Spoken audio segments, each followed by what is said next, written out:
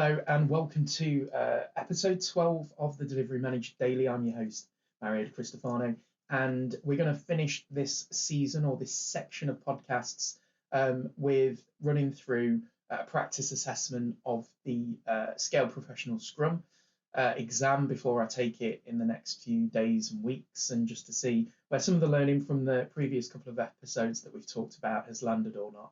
I haven't actually touched the training material in a while, so this will be a good I guess baseline, and I'm not expecting to do particularly well because I've really not thought about it. But as part of one of the initiatives that I'm running with some work colleagues to try and, I guess, train the trainer, or that kind of feed down of information, I just want to see how I'm doing and absorbing all the info to see if I can take the exam. So if you're watching on the video version, thank you, and you'll be able to see on screen running through the practice exam. So I'm going to run through the questions, talk them through in 30 minutes and walk through my logic. Let's see how I do. I'm not expecting to do particularly well, and I mean that too. I reckon about 60%. It takes me quite a while for the information to kind of set in, so let's see. Question 1, the Nexus integration team may perform work from the product backlog. Now, this is a classic example of a question that has both true or false could be the right answer. Generally, and from a best practice perspective, the Nexus integration team wouldn't necessarily be involved, but they can do in an emergency. Now, having said that, if someone from one of the product scrums, one of the team scrums are involved in the Nexus integration team, then they would. So I think that will be true. I think may perform work from the product backlog. Yeah, true or false? True. Let's go with that. Question 2. Select the statement that's correct about Nexus and the product backlog. Select one answer. So there will be a single product backlogs, bad language there, all Scrum team will work from this product backlog. There will be multiple product backlogs. Well, we'll stop there because we know that the whole purpose of Nexus is to work on a single backlog. So that's answer number 1.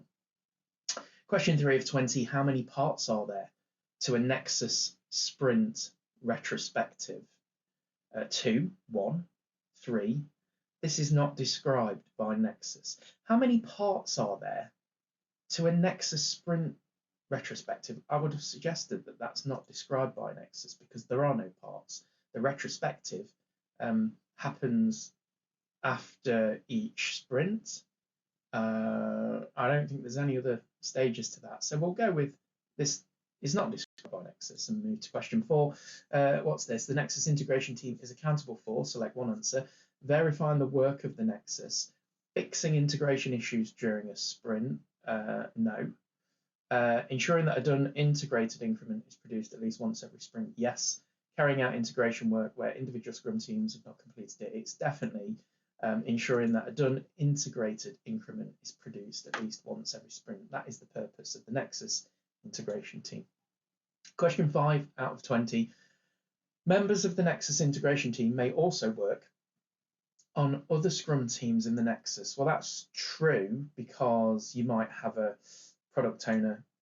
Well, that's a mandatory role in the Nexus integration team, actually. So a bad example, but you might have a developer that's part of the NIT and is also working in a Scrum team. So yeah, I would have said that that is true. Who has overall responsibility for ensuring the Nexus framework is understood and enacted? Well, that's going to be the Nexus Scrum Master, the Scrum Master in with the integration. No, the Nexus Scrum Master. They're responsible for making sure that everyone in the Nexus understands what the Nexus is and how to enact the Scrum. Question 7 of 20, at the Nexus sprint review, the following must happen. Select one answer. Stakeholders inspect the increment and their feedback may be captured in the product backlog. Yes. Developers showcase what has been completed and what was not done.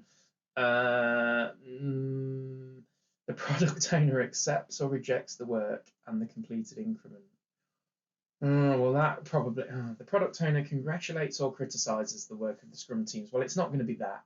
The wording of that is obviously makes it wrong. The product owner accepts or rejects the work and the completed increment. I think in theory it's that, because that's the purpose of the sprint review. Developers showcase what has been completed and what was done. Ideally, you'd think that's done prior to the sprint review, and stakeholders inspect the increment and their feedback may be captured in the product. Well, that's also true. I think the PO accepts or rejects the work and the completed increment, as is the responsibility of any product owner. Question 8 out of 20, the Nexus Daily Scrum is the same as the Scrum of Scrums. The Nexus Daily Scrum gets together everyone from the NIT to talk about, after the stand-up from a high-level perspective. It's the same as the Scrum of Scrums.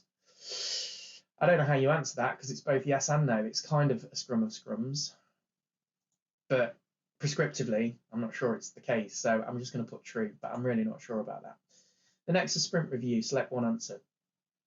Occurs before the sprint review of the individual Scrum teams. Well, that's not right, because there's no individual sprint reviews now, I think. Occurs after the sprint review of the individual Scrum team. So we've got before or after the sprint review. Occurs in parallel, no. Replaces the sprint review. The Nexus, so the retrospective replaces individual retros.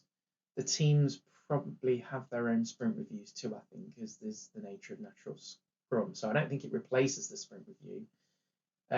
Therefore, the Nexus sprint review would happen after. I'm not sure about that one. The time box for the Nexus Daily Scrum is 15 minutes, 15 minutes for part 1 and 15 minutes for part 2, indicating that the Nexus Daily Scrum has parts. I don't think so. 30 minutes, or guided by the length of the Daily Scrum event from the Scrum framework. I think that's appropriate, so we'll try that. Question 11 of 20, the time box for cross-team refinement event is 10% of the Scrum team's capacity during the sprint, or not mandated. Inspection and adaptation will lead to the Nexus defining its own time box for this event. Absolutely. Question 12, at the core of Nexus is a team who do all the integration work required by the Nexus, a technique to coordinate the people involved to build software. At the core of Nexus is a Scrum Master, a product owner, and development team responsible for architecture, the effective management of dependencies. At the core of Nexus is a team to do all the integration work required by the Nexus. A really vague kind of answer. I don't really know how to answer that. What is the time box for the Nexus sprint planning event? 4 hours, 8 hours. The time box will be guided by the corresponding event in the Scrum framework, so it may be 8 hours for a 1-month sprint, which I think is the answer. The time box will be guided by the corresponding event in the Scrum framework, so it may be 8 hours, must be 8 hours, maybe 8 hours, but inspection and adaptation. The whole point of this is inspection and adaptation, so it has to be that, surely. Question 14 of 20, during a sprint, integration issues can only be raised in the Nexus Daily Scrum. False. You can raise integration issues throughout, and that's the purpose of the ceremonies and the configuration of the Nexus. Cross-team, question 15, cross-team refinement is a mandatory part of the Nexus framework. Cross-team refinement is a mandatory part of the Nexus framework. Absolutely true. Question 16, the Nexus framework introduces the following new accountabilities. The Nexus integration team, yes. Product owners are present in Scrum generally. There's a Nexus Scrum Master, yes. But there isn't a Nexus product owner. It's just a general product owner. Remember, in Nexus, there's an individual Scrum Master for the Nexus, alongside each team potentially having their own people performing Scrum Master duties too, I think. Question 17, the Nexus Sprint Retrospective replaces the need for injury. Yes, absolutely. True. A single Nexus level retrospective is now. But I would say true, but level sprint level retrospectives are optional. I don't see why you wouldn't necessarily kill them. But then how do you differentiate between that and the answer above it? Again, if you're watching the video, both are true, but one is suggesting that the sprint level retros are optional, and the other is the Nexus level retrospective is now all that's needed. Well, it is all that's needed based on you doing Nexus. I'm going to go with the answer I've picked.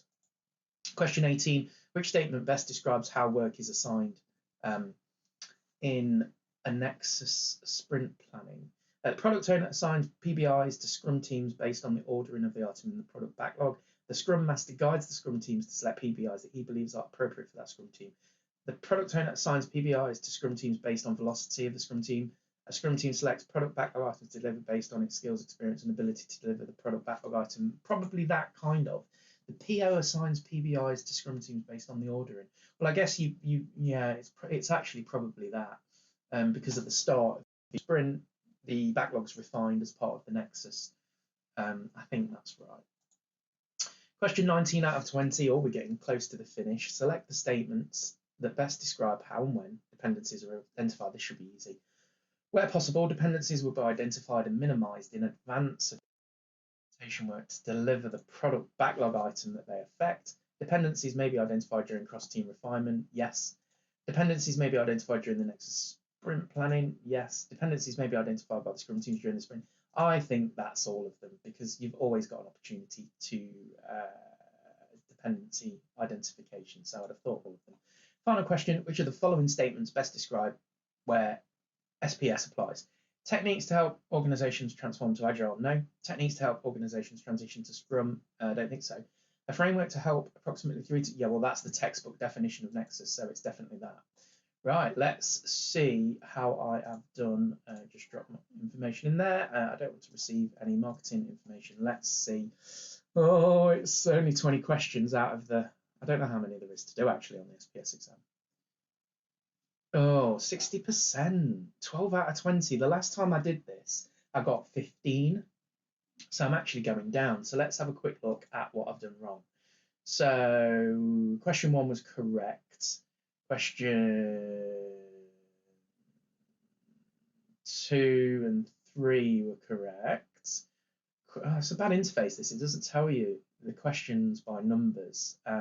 Question 4 was correct. Question 5 was correct. So question 6, who has overall responsibility for the Nexus? And I put the Nexus Scrum Master, the answer Scrum Master in the Nexus integration team. Scrum Master is just the Nexus Scrum Master. The Scrum Master in the Nexus integration team. You can see how you could get this very wrong very easily. At the Nexus sprint review, the following must happen. The correct answer is stakeholders inspect the increment and their feedback may be captured. No, we did say that, didn't we? But I picked the PO accepts or rejects the work and the completed increment. So that is, I accept that being wrong, I guess. The Nexus Daily Scrum is the same as the Scrum of Scrums. I put true, it's false. You'd think I'd know that, so I need to go back to the books on that one. Whilst there may be some similarities, the practices and implementation may be different. That's a really vague explanation for that answer. The next question I got wrong. The Nexus sprint review occurs after the sprint review of the individual Scrum teams, which is wrong. It actually replaces the sprint review. So again, really should go back to the book on that. Got the next question right. Got the next question right. At the core of Nexus is, I said, a team who do all the integration work. The actual answer was the effective management of dependencies. Yeah, I guess that's fine. Got the next question right, got the next question right, got the next question right, got the next question kind of right, but not all of them. The Nexus framework introduces the following new accountabilities. We got the NIT, but the Nexus Scrum Master, absolutely. I put that and it's wrong. So we're really just calling out the NIT, because I guess the Scrum Master in the NIT is part of the NIT. So that's fine, I guess. The Nexus Sprint Retro replaces the need for individual Scrum Team Sprint Retros. The answer is false. Individual Scrum Team Retros still happen as part of the Nexus. I don't know how I've got that wrong. The next one I got wrong too. Which statement best describes how work is assigned in Nexus Sprint Planning? And the answer is, a Scrum Team selects PBIs to deliver based on skills, experience, and ability to deliver the PBI. And I'd put the PO assigns PBIs to Scrum teams based on the ordering of the items in the product backlog. Okay. Got the next one all right. It was all 4 of those. Got the next question right. So out of, I think, I don't know how many questions there are. Should actually just have a look at that now. Let's have a look. Nexus, SPS. 80 questions maybe. 80 questions. Let's have a look.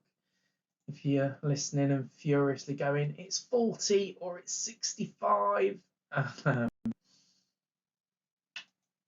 But let me find out. Let's see how many questions. Oh, I don't know. I'll find out how many questions are in the exam, but 12 out of 20 isn't quite half, is it? So a little bit poor performance there. So I shall go back to that. But you can start to see how some of the questions are a little bit you know, I understand Nexus, although based on this result, maybe not. But I think the wording on the questions is really tough. And even though I've whizzed through it whilst doing the podcast, it's obviously a lesson to pay real attention to the question and make sure you understand the terminology. I'm actually going to the scrummaster.co.uk/quizzes/scale professional scrum practice assessment if you want to take this yourself. Thanks for listening. A bit of a whiz through for episode 12. We'll come back and do another practice exam prior to taking the real exam, where hopefully I score a lot better. Thanks for listening. If you are interested in getting involved in the conversation, or you can tell me how many questions are in the SPS exam, get in touch on Twitter at MarioDC or at daily_DM on Twitter. You can get in touch with me using the hashtag DeliveryManagerDaily. Have a fantastic day.